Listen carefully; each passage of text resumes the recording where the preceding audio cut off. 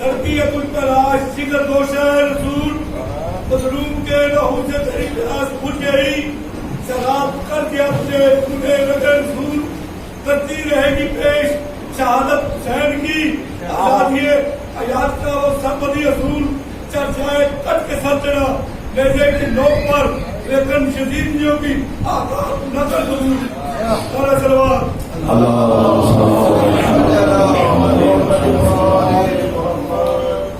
جمیع ارواح مومنین مومنات، حاضرین کے مرحومین و مرحومات، بانیان کے الصلاة والسلام علی افضل العدد علی عبد المؤید والرسول المصدق المصطفى الامجد والمحمود الاحمد وحبیب الہ العالمین ابی القاسم محمد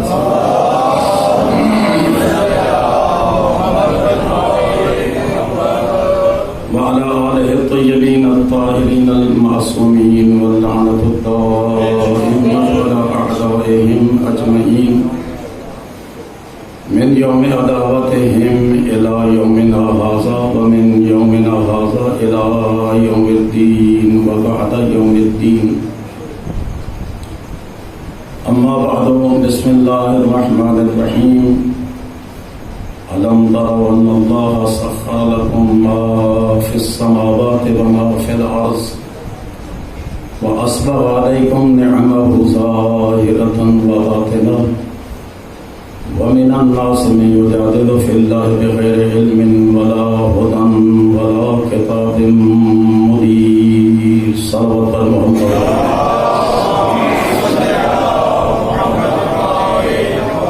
اس مجلس اعزا کی قبولیت کے لیے بآواز بلند صلوات.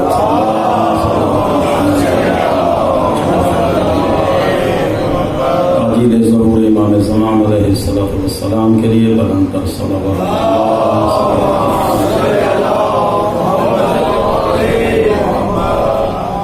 شہیدان کربلا کی خوشنودی اور رضا کے لیے بآواز بلند صلوات.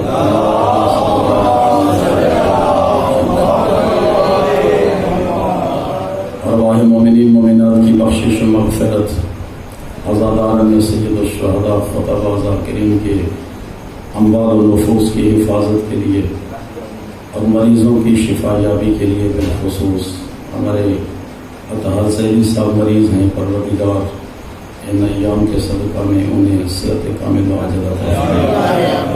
ہمارے یہ محترم ہیں، ان کے عزیز بھی ہیں اور والدہ بھی مریضہ ہیں. اللہ رب العزت سیدہ قومین کے صدقہ میں انہیں صحت کامل عطا فرمائے. ہم سب ہر وقت محتاج ہیں اور پوری کائنات کو عطا کرنے والی وہ ذات ہے. پروردگار ہمارے عزیز و اقارب میں مریض بھی ہیں، پریشان بھی ہیں، محتاج بھی ہیں. تو ان کے ناموں سے واقف ہے، تو ان کی ضروریات سے آگاہ ہے. جن مومنین نے ہمیں التماس دعا کی فقط اس لیے کہ اس زبان سے ذکر محمد و آل محمد ہوتا ہے، اسی کے بھروسے پہ ہمارے ذمے دعا لگائی گئی. پروردگار ان کی مرادوں کو پورا فرمائے. پروردگار اس بارگاہ میں، اس مرکز علم دانش میں وسعت پیدا فرمائے اور اس علاقے کی بہترین درسگاہ قرار دے. پروردگار ہم سب کا انجام و عاقبت بالخیر فرمائے اور ہمارے ائمہ کو ہم سے راضی و خوشنود فرمائے. ہمارے زمانے کے امام کے ظہور میں تاجیل فرمائے. ان دعاؤں کی قبولیت کے لیے بآواز بلند صلوات پڑھیں.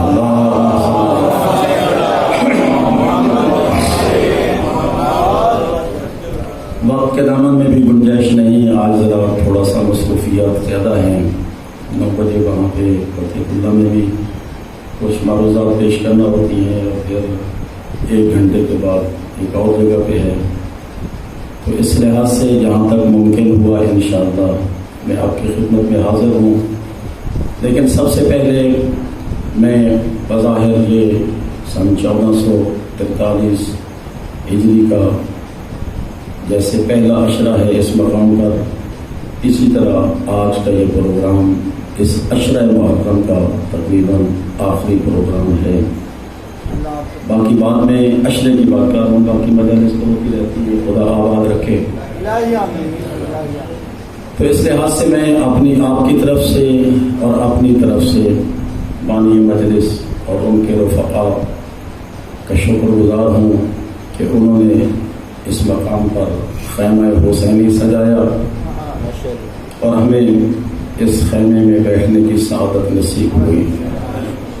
خدا ان کی توفیقات میں مزید اضافہ فرمائے اور اس مرکز میں وسعت پیدا فرمائے. دوسرے نمبر پر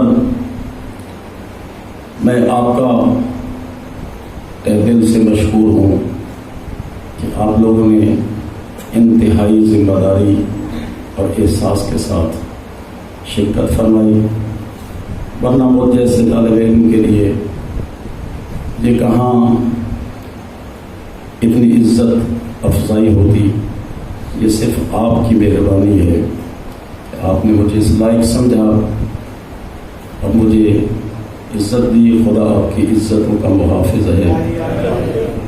خدا آپ کی جزائے خیر عطا فرمائے. سلامتی کے لیے علماء حتا کی سے سلامتی کے لیے بلند صلوات.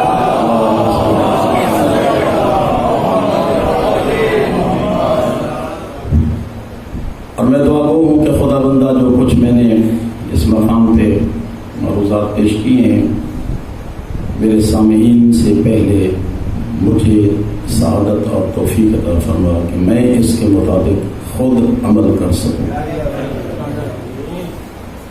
اور آپ وہ اس سے عالمی حالات بہتر جانتے ہیں. خدا بند عالم آپ کے علم میں مزید وسعت عطا فرمائے. اور ماشاءاللہ میں یہ نہیں کہوں گا کہ آپ عالمی حالات سے واقف نہیں، بہت زیادہ واقفیت ہوگی آپ کی. لیکن ہمارے درمیان ایک شخصیت موجود ہیں لال مہدی خان صاحب. ان کا تعلق تنظیموں کے ساتھ ہے اور پھر ان میں 2-3 اوصاف بھی ہیں.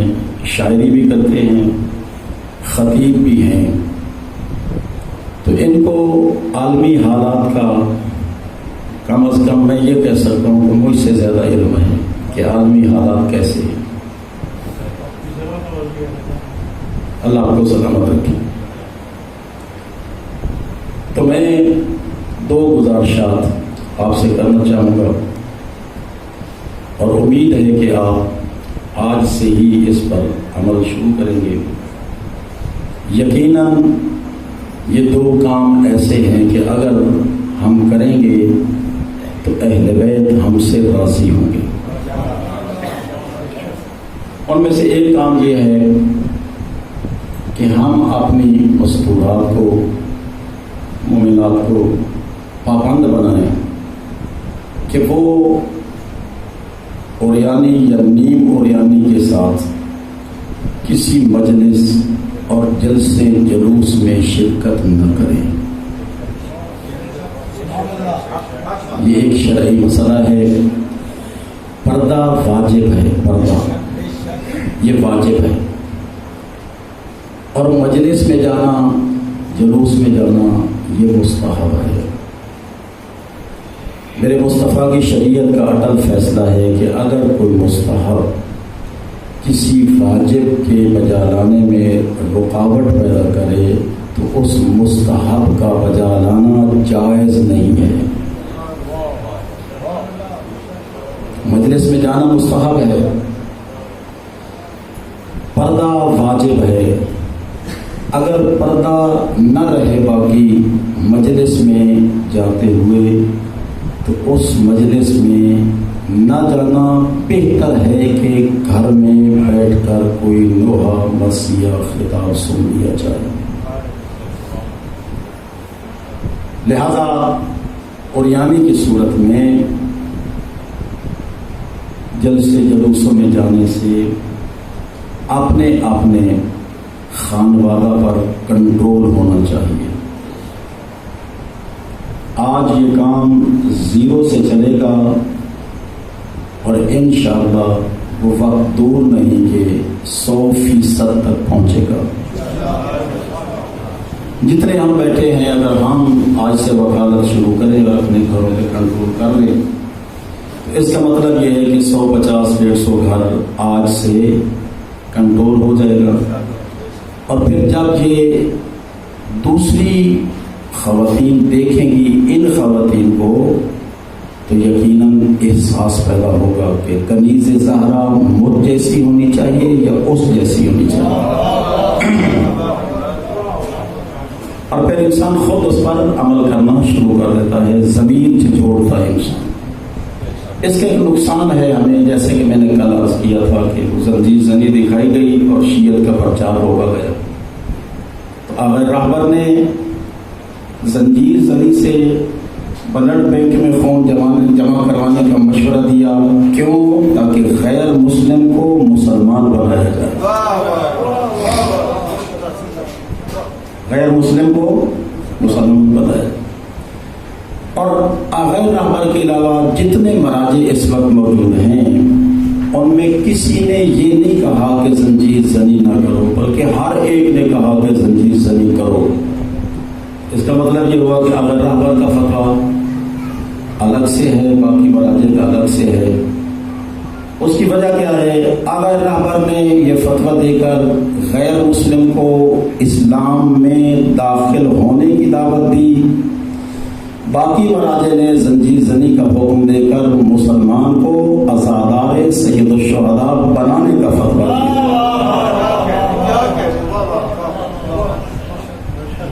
اسی طرح جب یہ بے حجابی ہماری دکھائی جاتی ہے نا، آج کل تو یہ موبائل پر ایسی چیز ہے کہ جو ہر بندے کے ہاتھ میں ہے اور وہ ہر جگہ پہ ویڈیو بنا رہا، تو بنا کے پیش کی جاتی ہے کہ دیکھو یہ شیعہ ہے، یہ ان کی عبادت ہو رہی ہے اور یعنی کی صورت میں ادھر سے پھر باقی مذاہب غیر مسلم کو دکھایا گیا ہے یہ ان کی عبادت. نتیجہ یہ ہوتا ہے کہ ایک عام آدمی ہم سے متنفر ہوتا ہے.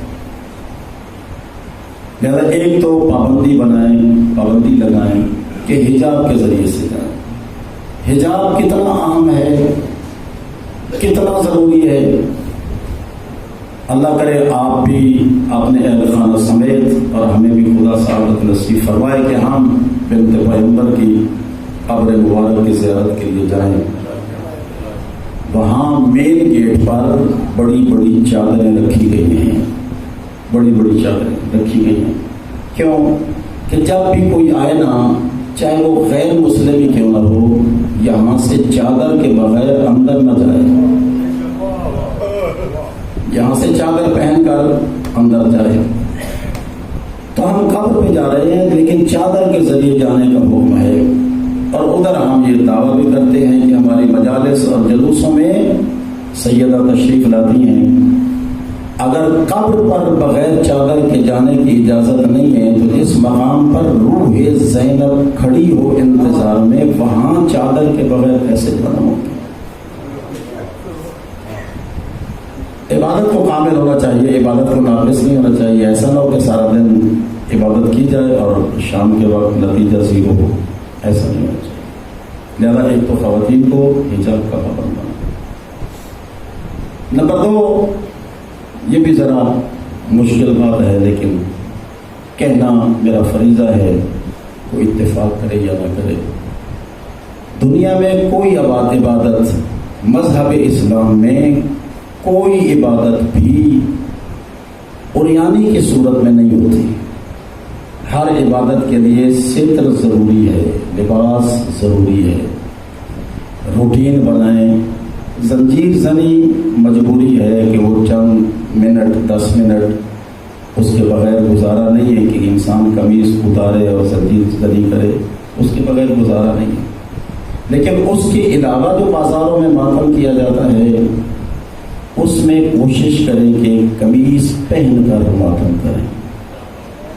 عریان ہو کر کوئی عبادت بھی قابل قبول نہیں ہے. اگر حج کے لیے بھی اللہ نے لباس اتارنے کا حکم دیا ہے تو اس کے متبادل لباس پہننے کا حکم دیا ہے، وہ بھی عریانی کی صورت میں نہیں ہے.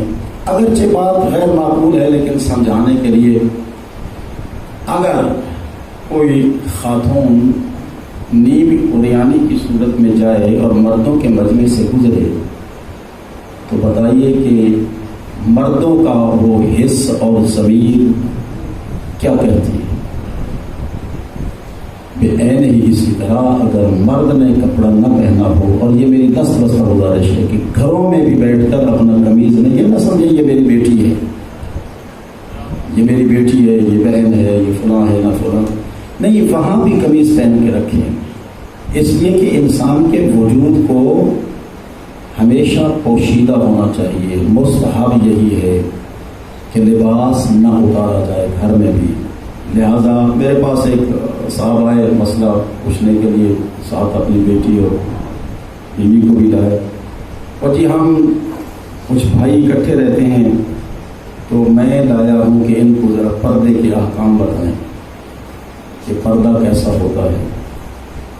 تو ابھی میں نے شروع نہیں کیا تھا تو وہ خاتون نے کہا کہ جی ان سے بھی کہیں کہ جب دیور بھرجائی کے سامنے آئے تو اس کو کس انداز میں آنا چاہیے، اس کا بھی لباس مکمل ہو یا نہ ہو، کیا ہمارے لیے ضروری ہے کہ ہم پردہ کریں؟ سورہ احزاب پڑھ کے دیکھنا، مردوں کو عورت کے پردے سے پہلے حکم دیا ہے، مردوں کو پہلے پردے کا حکم دیا ہے، عورتوں کو بعد میں پردے کا حکم۔ یہ سورہ احزاب میں اللہ رب العزت نے پردے کا شیڈول دیا ہے، مرد پہلے پردہ کرے، عورت بعد میں پردہ۔ اور اگر ہم کہیں کہ جی میری کیا ضرورت، ہم تو مرد ہیں جی، ٹھیک ہے جی، اور عورت ہی پردہ کرے، تو اس کا مطلب یہ ہے کہ ہم نے آدھی شریعت کو تسلیم کیا ہے، آدھی کو تسلیم نہیں کیا۔ بہرحال یہ چند ایک جملے میں نے اپنی ذمہ داری سمجھی، وہ عرض کرنی تھی تو میں نے آپ کی خدمت میں پیش کر دی۔ خدا مند عالم ہمیں اس پر عمل کی توفیق عطا فرمائے۔ امید ہے کہ انشاءاللہ میرے ساتھ تعاون کریں گے، اور اگر کسی کی تشفی نہ ہو تو وہ میرا موبائل نمبر لے لے تو انشاءاللہ بعد میں کسی وقت فون پر رابطہ کیا جا سکتا ہے۔ ایک اور مسئلہ، ہمارے دوست رمضان صاحب، انہوں نے 2-3 دن پہلے حکم دیا تھا، کوشش تھی کہ میں کچھ نہ کچھ کہوں، لیکن وقت کے دامن میں گنجائش اب آج بھی نہیں ہے، 9 بج گئے ہیں، 8 بج گئے ہیں، ظاہر ہے کہ میں نے کسی اور جگہ بھی پہنچنا ہے، تو میں ان سے خواہش کروں گا کہ فون پر یا عشر کے بعد پہلی میٹنگ میں ان سے کروں گا، اور اس کے بعد انشاءاللہ کبھی موقع ملا تو اس مسئلے کی مکمل وضاحت کی جائے گی۔ صلوات پر محمد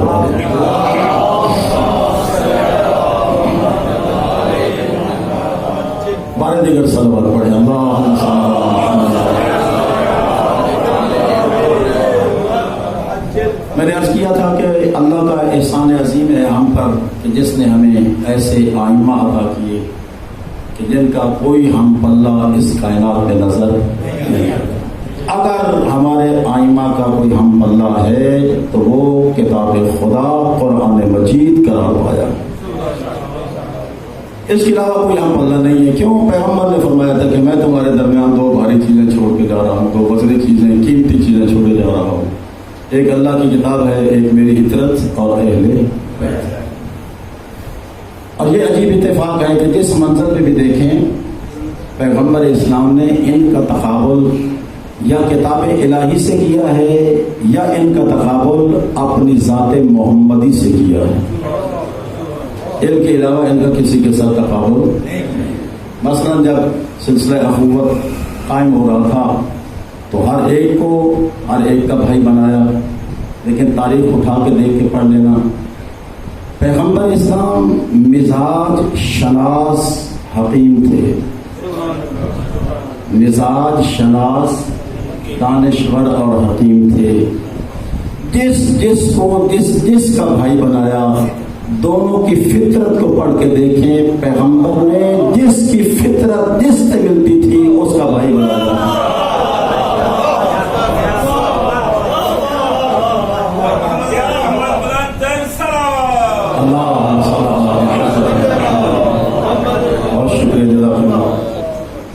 آخر میں تنہا رہ گئے آپ کے امام امیر المومنین علی ابن ابی طالب، اکیلے رہ گئے، پریشان ہو گئے، آنسو بھی نکلے۔ پیغمبر نے پوچھا یا علی کیوں؟ کہا کہ یا رسول اللہ آپ نے ہر ایک کو ہر ایک کا بھائی بنا دیا، میں تنہا رہ گیا۔ تو پیغمبر نے کیا جملہ کہا؟ اما ترضا، ان تکون اخی فی الدنیا والآخرہ، کیا تو اس پہ راضی نہیں ہے کہ تو دنیا میں بھی میرا بھائی ہے، آخرت میں بھی میرا بھائی ہے؟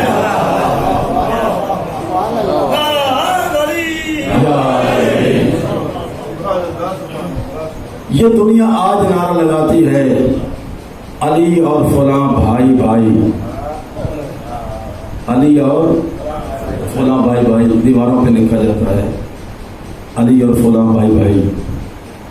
عجیب حیرت ہوتی ہے کہ یہ تو کوئی قافیہ ہی نہیں ملتا، علی اور فلاں بھائی بھائی، شاعری سے بھی تعلق رکھتے ہیں آپ، یہ تو قافیہ ہی نہیں ملتا کہ علی اور فلاں بھائی بھائی۔ اگر قافیہ ملتا ہے تو یہی ملتا ہے علی اور نبی بھائی بھائی۔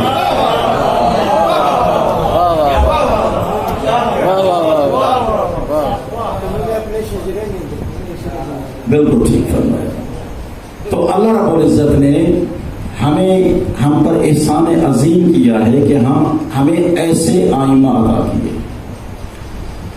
چونکہ امیر المومنین کا پہلا نمبر ہے، پہلے امام ہیں، اس لیے تذکرہ زیادہ تر حضرت امیر المومنین کا ہوتا ہے، ورنہ علی کی صلب سے آنے والا ہر امام علی کے وزن کے برابر ہے۔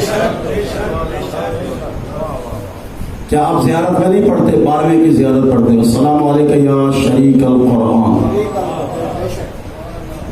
تو علی بھی شریک قرآن اور مہدی بھی شریک قرآن، اور درمیان والے سارے کے سارے شریک قرآن۔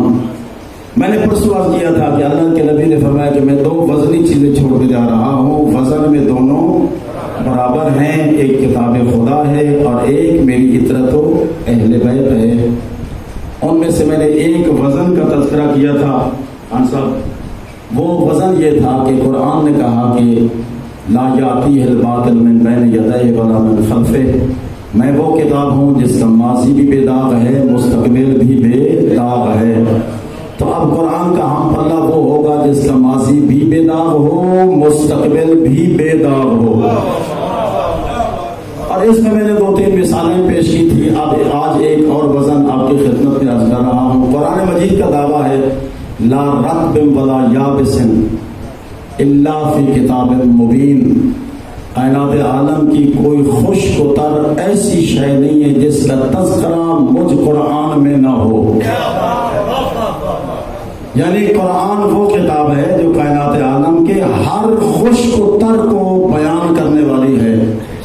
تو اب اس قرآن کا وارث اور ہم پلہ بھی وہی ہوگا جو اس کائنات کے ہر خشک اور تر کے بیان کرنے والا ہو، جس کا علم قرآن مجید کے علم کے برابر ہو۔ قرآن مجید مشکل ترین مسائل کو حل کرتا ہے، تو اس کا وارث وہی ہوگا کہ جو مسئلہ کائنات بھر سے مل کر اکٹھے بیٹھ کر بھی قیامت تک کے لیے حل نہ ہو سکتا ہو، اس قرآن کا ہم سر وہ ہے، ہم پلہ وہ ہے کہ جو لمحے میں اس مسئلے کو حل کر دے۔ ماشاءاللہ اس وقت پڑھا لکھا دور ہے، لوگ اس وقت ذرے ذرے کا حساب کرنا جانتے ہیں۔ امیر المومنین کے پاس ایک فیصلہ آتا ہے، اور فیصلہ بظاہر بڑا آسان سا ہے، لیکن جس طرح سائل چاہتا تھا اس طرح فیصلہ کرنا قیامت تک کے لیے کسی کے بس کا روگ ہی نہیں سوائے علی ابن ابی طالب کے۔ اور میں دعوت فکر دوں گا جو اس وقت مثلا بہت زیادہ پڑھے لکھے اور ریاضی دان ہیں، اور ناز کیا جاتا ہے مثلا کہ ہمارا عزیز یا میں خود اتنا بڑا پڑھا لکھا ہوں، وہ حساب کیا تھا؟ اس کو یہ واقعے کے عنوان سے نہیں عرض کر رہا، میں اس کو دعوت فکر کے عنوان سے عرض کر رہا ہوں۔ اس کو گھر میں جا کے سوچیں کہ امیر المومنین نے اس مسئلے کو کیسے حل کیا ہے۔ 3 افراد حضرت کی خدمت میں آئے، واقعہ سنایا ہے، لیکن صرف دعوت فکر دینے کے لیے عرض کر رہا ہوں۔ 3 آدمی پیغمبر حضرت کی خدمت میں آئے، یا علی ہم تینوں نے اکٹھا کاروبار کیا ہے جانوروں کا، حصے ہمارے جدا جدا ہیں، اس کاروبار میں ایک کا آدھا حصہ ہے 50%، دوسرے کا تیسرا حصہ ہے، اور تیسرے کا 9واں حصہ، آدھا تیسرا 9واں۔ ہم نے روزگار کیا، تجارت کی، ہمیں پرافٹ میں 17 اونٹ ملے ہیں، پرافٹ میں 17 اونٹ ملے ہیں۔ اب ہم اس کو تقسیم کرنا چاہتے ہیں، لیکن نہ ہم سے تقسیم ہو پا رہے ہیں اور نہ کسی ریاضی دان دانشور سے ہو رہے ہیں۔ آپ بتائیے 17 کو تقسیم کرنا کون سا مشکل ہے؟ 8.5 ایک لکھ جائے، 8.5 ایک کے بنے گے نا۔ تو انہوں نے کہا کہ امیر المومنین سے کہ مشکل اس لیے ہے کہ ہم اجازت نہیں دیتے کہ نہ تو ہم نے ان 17 میں سے کسی جانور کو بیچنا ہے اور نہ اس کو ذبح کرنا ہے۔ سیدھی سیدھی بات تھی، 16 کو 2 حصوں میں تقسیم کرنے اور 17 کو بیچ کے پیسے تقسیم کرنے۔ انہوں نے کہا نہیں، بیچنا شیچنا کوئی نہیں، ہم نے زندہ چاہیے، یا یہ ہے کہ اس کو ذبح کر دیں، گوشت اپنے حصے کا لے لیں۔ انہوں نے کہا یہ نقصان بھی نہیں کرنا۔ اور ہم نے خطہ عرب کے تمام معروف ریاضی دانوں سے رابطہ کیا اور کوئی بھی ہمارا یہ مشکل حل نہیں کر سکا۔ حضرت نے مسکرات کراتے ہوئے فرمایا کہ یہ تو کوئی مسئلہ ہی نہیں ہے، در حقیقت تم مشکل کشا کے دروازے پہ آئے ہی اب ہو۔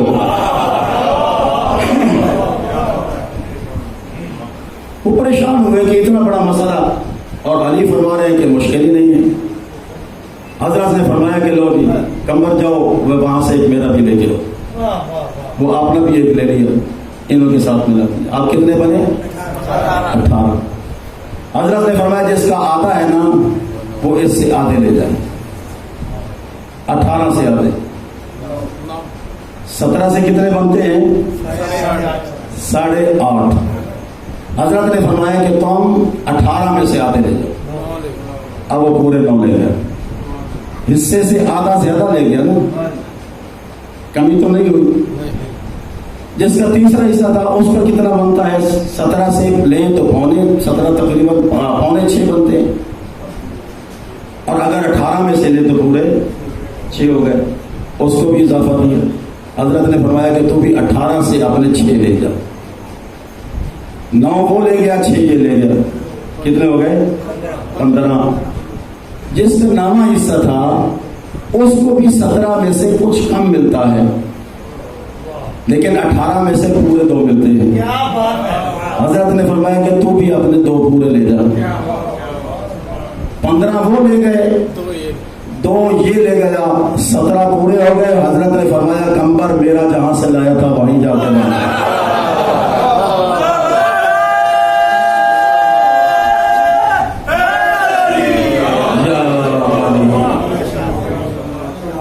اب کسی کے حصے میں کمی تو نہیں آئی نا، ہر ایک کو زیادہ ملا ہے اور اپنا بھی بچا لیا ہے۔ در حقیقت مشکل کشا حیدر کرار کہتے اسے ہیں کہ جو کسی کا حق نہ مارے بلکہ ہر ایک کے حق سے اس کو اضافہ عطا کرے۔ حسین ابن علی کے خواص لکھے گئے ہیں کہ باقی ائمہ تحریر میں سے حسین ابن علی کے حتیٰ کہ انبیاء کی فہرست میں میرے آقا کے کچھ مخصوص صفات ہیں، ان کا تذکرہ کیا گیا، جن میں ایک صفت یہ ہے کہ پیغمبر اسلام نے جو شہر آباد کیا اس کا نام یثرب تھا، پیغمبر کی جانے کی وجہ سے مدینہ بنا، اور قبر پیغمبر کی وجہ سے اور پیغمبر کی سکونت کے حوالے سے اب وہ مدینہ صرف مدینہ نہ رہا بلکہ مدینہ منورہ بنا۔ پیغمبر کی بڑی ذات، بڑی شخصیت، لیکن مدینہ منورہ بنا، امیر المومنین سید الاوصیاء، لیکن شہر کا نام نجف اشرف بنا، کاظمین شریفین بنے، مشعل مقدس بنا۔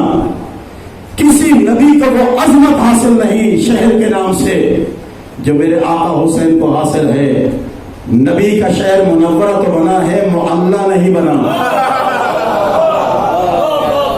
علی کا شہر اشرف تو بنا ہے، معلیٰ نہیں بنا۔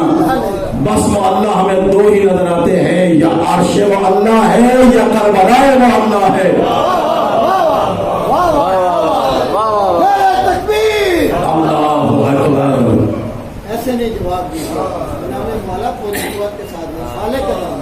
نعرہ تکبیر، اللہ اکبر، نعرہ رسالت، یا رسول اللہ، نعرہ حیدری، شنودی محمد وآل محمد بلند تر صلوات. اللہم صلی علی محمد وعلی محمد.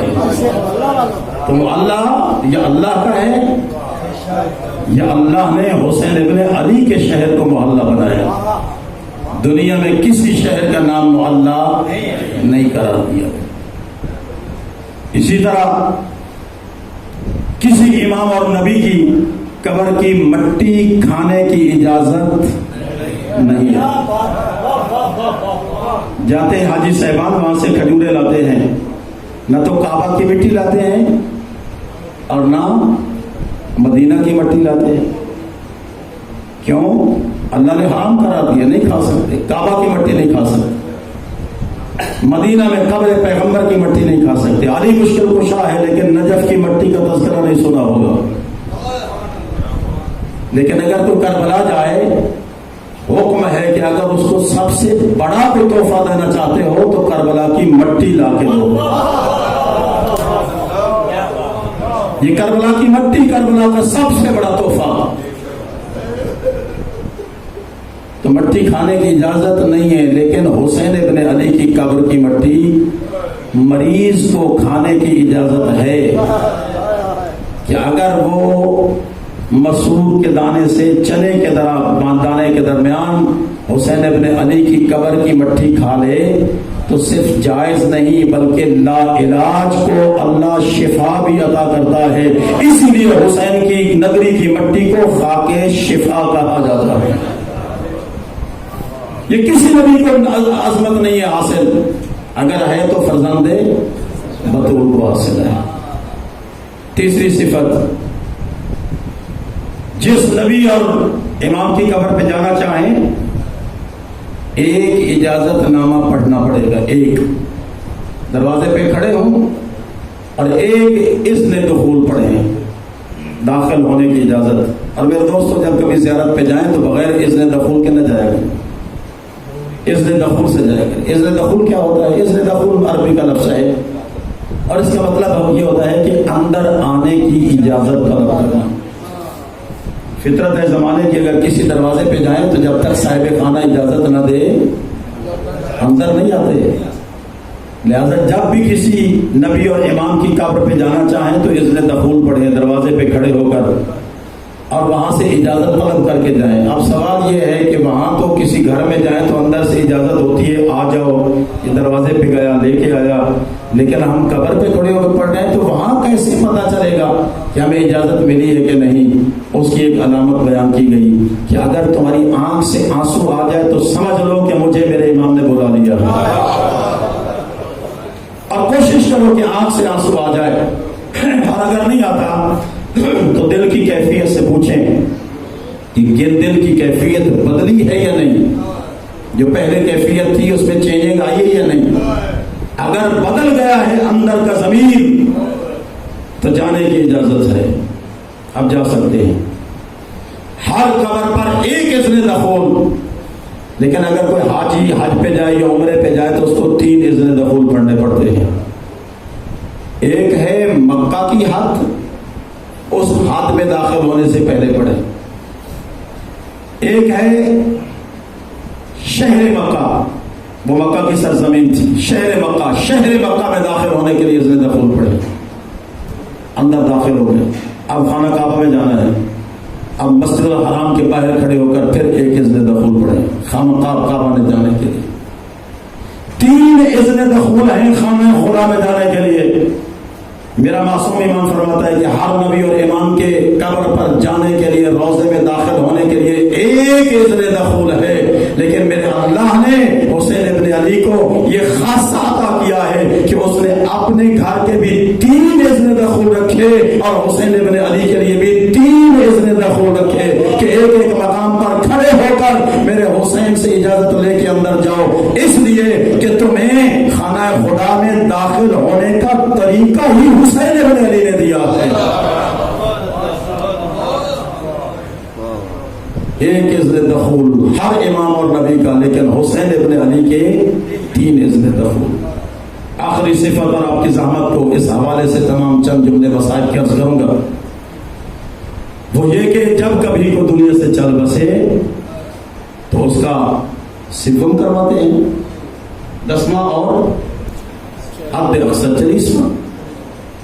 اس کے علاوہ کچھ بھی نہیں. بعض علاقوں میں 40ویں کی بجائے 21واں کر دیا، بعض میں 40ویں کی بجائے 10واں کر دیا. یعنی یا تو چاروں ہیں یا 4 میں سے 2 ہیں، سوم 10واں، سوم 21واں، سوم 40واں. اور پھر اصول بھی یہی ہے کہ جس علاقے میں اس رحلت کرنے والے کے اہل خانہ موجود ہوں، جہاں وہ کہہ دیں یہاں کہہ دیں، وہاں کہہ دیں وہاں کہہ دیں، جہاں وہ کہیں گے وہاں جانا ہوگا. ایک ہی جگہ پر، جگہ بھی ایک اور پروگرام بھی 2 یا حد اکثر 3. لیکن حسین ابن علی کے لیے 1 2 3 4 کی قید نہیں. کل ارض بکربلا وکل یوم عاشورا. حسین ابن علی کائنات کی وہ ذات ہے کہ جس کے سال بھر کے 365 دن حضرت سید الشہداء کے غم کے دن ہیں، اور روح زمین میں جہاں منانا چاہیں کوئی قید نہیں.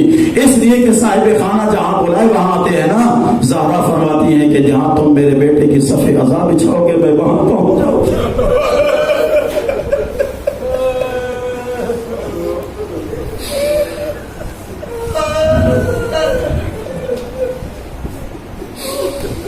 صاحب مقام کا ہونا ضروری ہے نا. بی بی فرماتی ہے تمہارے لیے کوئی قید نہیں، تم روح زمین میں جہاں پہ میرے شہزادے کے صفحے مقام بچھاؤ میں بطول وہاں پہنچوں گی. جس دل پر بات کرنا چاہو میں اسی دن پرسہ وصول کرنے کے لیے آؤں گی. یہ کیوں ہے؟ اس لیے کہ اگر کربلا والوں کو کربلا میں رونے دیا جاتا تو شاید اتنا اہتمام نہ ہوتا. صرف ایک جملہ کہہ کے میں حضرت باوفا کی علم کی طرف لوٹتا ہوں. اگر کسی گھر میں رحلت ہو جائے نا کسی کی تو دستور ہے کہ جو ہی رحلت ہو اس گھر کے افراد ایک دوسرے کے گلے میں بازو ڈال کے گریہ کرتے ہیں. ہے یا نہیں؟ یقیناً جب بطول کا انتقال ہوا تھا سارے بہن بھائی زینب ام کلثوم حسن و حسین ایک دوسرے کے گلے میں باہیں ڈال کے رو رہے تھے. جب علی مرتضیٰ کا انتقال ہوا شہادت ہوئی بہنوں نے بھائیوں کو پرسہ دیا، بھائیوں نے بہنوں کو پرسہ دیا، ایک دوسرے کے گلے لگ کے روتے رہے، تھارے مار کے روئے. لیکن کربلا وہ ہے کہ زینب اب کس کے گلے لگ کے اس کو اکبر کا پرسہ دے.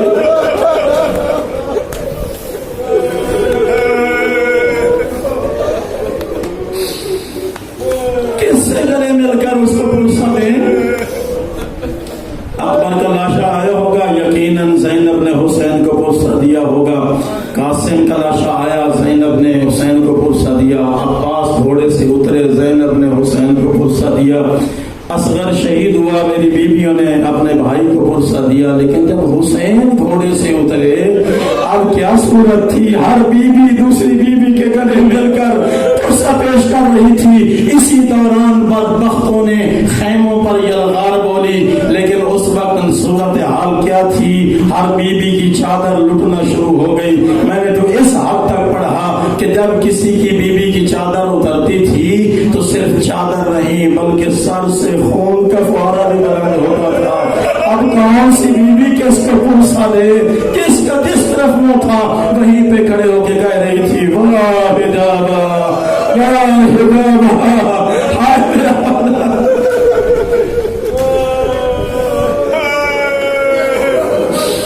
آفرین آفرین، خدا کے آنسو آنکھوں قبول فرمائے. جب یہ آہیں بلند ہوتی ہے نا تو روح زینب دمشق سے دیکھ کر دعا دیتی ہے کہ کربلا میں مجھے نہیں رونے دیا گیا تھا بھیا حسین دیکھ چپے چپے پر تیرے رونے والے موجود ہیں، کاش یہ کربلا میں ہوتے، نہ تو گھوڑے سے اترتا نہ میری چادر سر سے اترتی۔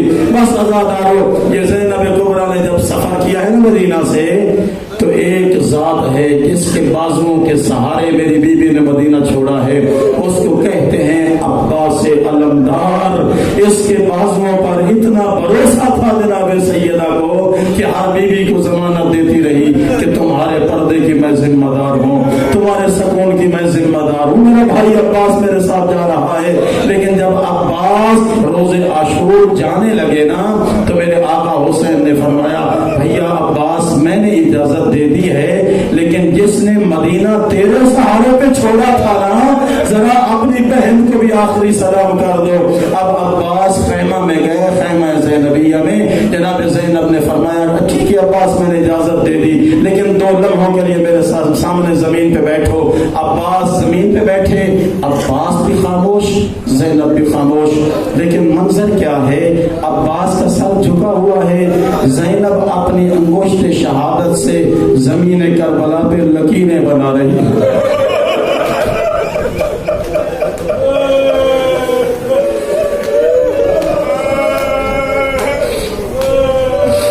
لکیریں بناتی رہی، ساتھ ساتھ روتی بھی رہی۔ کچھ دیر گزرنے کے بعد پوچھا بھیا عباس جانتے ہو میں نے کیوں تجھے اپنے سامنے بٹھایا؟ اس وقت عباس رو کے کہتے ہیں علی کی بیٹی مجھے نہیں معلوم کیسے میں آپ نے کیوں بٹھایا، لیکن ایک ضرور جانتا ہوں کہ عباس کی زندگی کا یہ پہلا موقع ہے کہ میں بھی زندہ ہوں اور زہرا کی بیٹی رو رہی ہے، میرے سامنے زینب رو رہی ہے، یہ میری زندگی کا پہلا موقع ہے۔ فرمایا عباس ایک دفعہ میں کوفہ کے گھر میں اکیلی تھی، میرے بابا علی آئے اور اب سے انہیں خانہ میں بلایا، اسی طرح علی میرے سامنے بیٹھے، امیر المومنین اپنی انگلی سے لکیریں بناتے رہے اور روتے بھی رہے۔ امیر المومنین نے مجھ سے پوچھا زینب بتا سکتی ہے کہ میں نے تجھے کیوں بٹھایا؟ میں نے بھی یہی جواب دیا تھا بابا میں کچھ نہیں جانتی کہ آپ نے کیوں بٹھایا، لیکن اتنا جانتی ہوں کہ میری زندگی کا یہ پہلا موقع ہے کہ علی جیسا باپ زینب کے سامنے بیٹھ کر پہلی مرتبہ رو رہا ہے۔ اس وقت میرے بابا نے بتایا زینب آج تو کوفے کی شہزادی ہے لیکن ہمیشہ شہزادی نہیں رہے گی، ایک وقت آئے گا جو تو اس کوفے کی قیدن بنے گی، تیرے سر سے چادر اتر جائے گی، تیرے ہاتھ رسیوں میں بند ہو جائیں گے۔ عباس میں جواب تو نہ دے سکی، علی باپ تھا نا، میں جواب نہیں دے سکی، لیکن دل میں ایک حسرت پیدا ہوئی کہ اس بہن کے 18 عباس جیسے بھائی ہوں، دنیا میں کس کی مجال ہے کہ وہ زینب کی چادر اتار سکے؟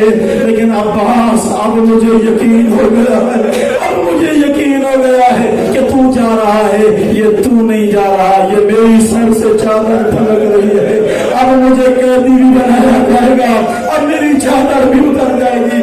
اللہ کے حوالے عباس۔ ادھر کیفیت یہ ہے کہ عباس نے مشکیزہ اٹھایا، زینب نے جناب سکینہ نے پیاسے بچوں کو اکٹھا کیا، اے بچوں مطمئن رہو، میرا عباس پانی لینے جا رہا ہے، تھوڑی دیر تک پانی آ جائے گا، میں پیالے بھر بھر کے تمہیں پانی پلاؤں گی۔ اس لیے کہ ہر بچہ اللہ تش کی آوازیں دے رہا تھا۔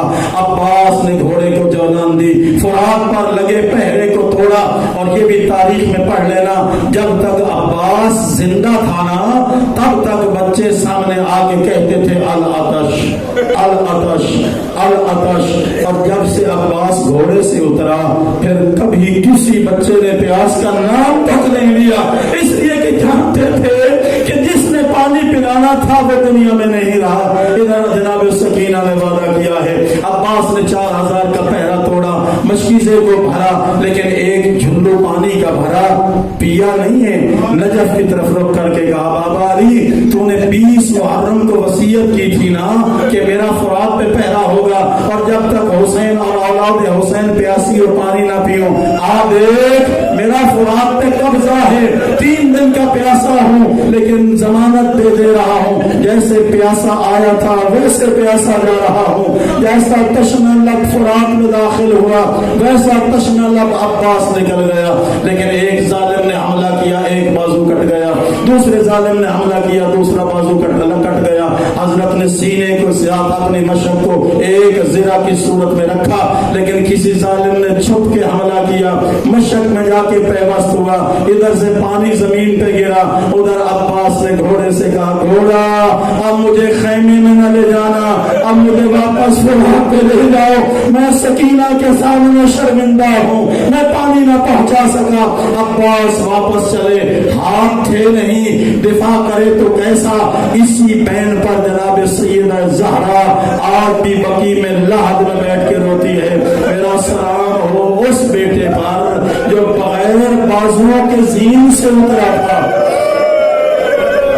جو بغیر بازوؤں کے زین سے اترا تھا۔ ایک ظالم نے حملہ کیا، عباس کی آنکھوں میں تیر لگ گیا، آنکھیں خون سے بھر گئی، اترتے ہوئے اتنا کہا یا ابا عبداللہ علیہ السلام، اے فرزند زہرا میرا آخری سلام ہو۔ ادھر سے میرے مولا حسین اٹھے، اپنی کمر پہ ہاتھ رکھا، الان انکسر ظہری، عباس اب میری کمر ٹوٹ گئی، اب میں زندہ رہنے کے قابل نہ رہا۔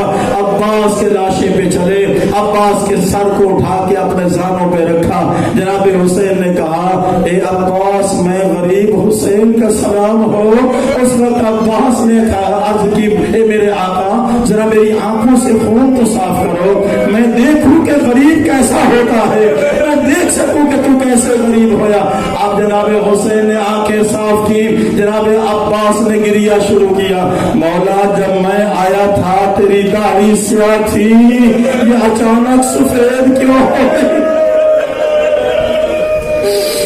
ان للہ و انا الیہ راجعون۔ عباس نے کہہ دیا مولا میں جہاں پہ اترا وہیں پہ چھوڑ دینا، اس لیے کہ میں پانی نہ پہنچا سکا، میں بنی ہاشم کے بچوں کو پانی نہ پلا سکا، میں سکینہ کے سامنے سرخرو نہ ہو سکا، لہذا جناب حسین نے علم اٹھایا۔ آج ابھی شبیہ علم برآمد ہونے والی ہے، اب میرے عزیز علم کی شبیہ لے کے آئیں گے۔ ایک منظر اس کو دیکھنا، ادھر سے شبیہ علم آ رہی تھی، ادھر سے سکینہ بچوں کو دلاسا دے رہی تھی۔ اور بچوں اب ذرا صبر سے اور اطمینان سے رہو، وہ میرا چچا عباس پانی لے کے آ رہا ہے، میں ابھی تمہیں بھر بھر کے پیالے پلاؤں گی۔ لیکن جب عباس کا علم قریب آیا تو علم تھا، علمدار نہ تھا۔ ہر بچے نے اپنا پیالہ زمین پہ پھینکا، ان للہ و انا الیہ راجعون کہا۔ زینب نے کربلا میں علم کو بلند کیا تھا، اب قیامت تک ہر مقام پر علم عباس بلند